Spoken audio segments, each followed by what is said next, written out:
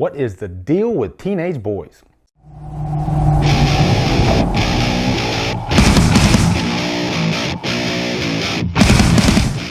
Killing of the Sacred Deer stars Nicole Kidman, Colin, Farrell, and is directed by Yorgos Lanthimos. What's up, guys? First off, huge shout out to Ian Bulak. I've given him shout outs before, but Ian always recommends a lot of these very artsy horror films, among others.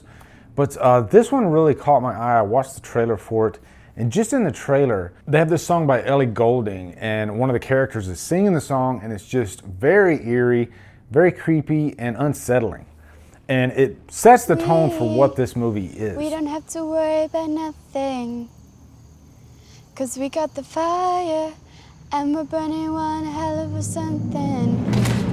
And also Yorgos Lanthimos, he directed The Lobster, which is a movie I have not seen, but I've heard it's really good. This is an A24 film, people, so if you're familiar with A24, then you kind of know what you're gonna get. But in Killing of the Sacred Deer, this is a story about a teenage boy. And right at the beginning, you see he has a relationship with Colin Farrell, who is a cardiologist. He's taking the boy under his wing. Quickly, we realize that the reason he's taking this boy under his wing is because a couple years ago, he was sort of responsible for this teenager's father's death. So this is a revenge story. The teenager's name is Martin, played by Barry Keoghan. I had to mention his name because his performance in this is really chilling, really scary. They will all get sick and die. Bob will die, Kim will die, your wife will die. Understand? No, I don't. Probably one of the scariest antagonists of a horror film I've seen this year, without really doing that much I vocally. want to say one more thing. I'm really sorry about Bob. It's nothing serious. No, it is. And if you watch this movie, you'll get what I'm talking about. Now, first off, what is really interesting about this movie is just the way that it is directed, the way the script is unfolded. There's a lot of scenes in this movie where characters say things that normal people would not say.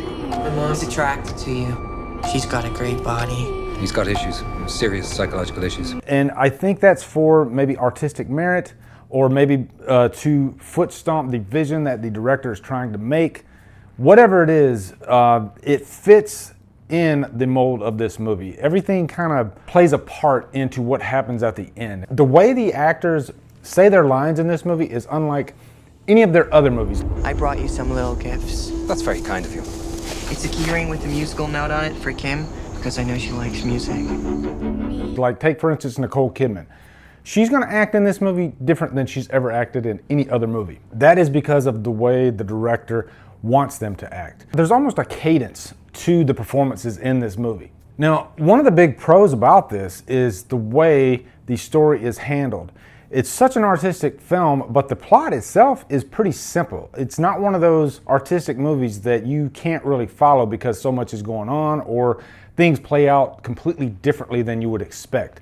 No, you'll follow this all the way through, but as you're going on this journey with these characters, it's still very unsettling because of the way things play out, the way characters talk. But one thing is, you are on edge the whole time. You never feel comfortable, and you know that this thing is not going to end well. Now, I think the biggest pro about this movie is Martin.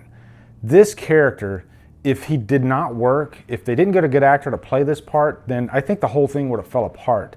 But this guy is just really chilling. This is a villain that is cold, really cold, calculated, and patient above all. And he's always 2 steps ahead of everybody else in the movie. This character has a plan of action throughout this thing, and all the way to the end, it is just completely unsettling. Also, the score in this movie, one of the better horror scores I've heard in a long time. And I think some of the best horror scores are unpredictable, and that's what this one is. A lot of times you'll hear like a cue of music where you normally wouldn't think you would hear it. And it makes the scene even more unsettling. If it didn't have that music, then it wouldn't be scary. Good example is John Carpenter's Halloween. There are scenes in that movie that if you took the music out, it wouldn't be scary at all. But because of the music, it makes it scary. Same thing with this movie. Now, as far as any cons, this is what you would consider a polarizing type of film. It's not gonna be for everybody. I'm gonna tell you that right now. It's probably not the type of movie that you're gonna rewatch. At least I don't think I will, but who knows? It's gonna stay in your head though. That's the one thing. I can't get this movie out of my head, so maybe I will end up watching it down the line. But I guess the big thing I'm trying to say is when you're done with the movie, you're kind of exhausted. Like, I can't believe everything that just unfolded. And it does kind of feel long. But overall, guys, as far as like original horror films, this one is definitely up there. I'm still going to give this a purchase worthy. It's very unsettling.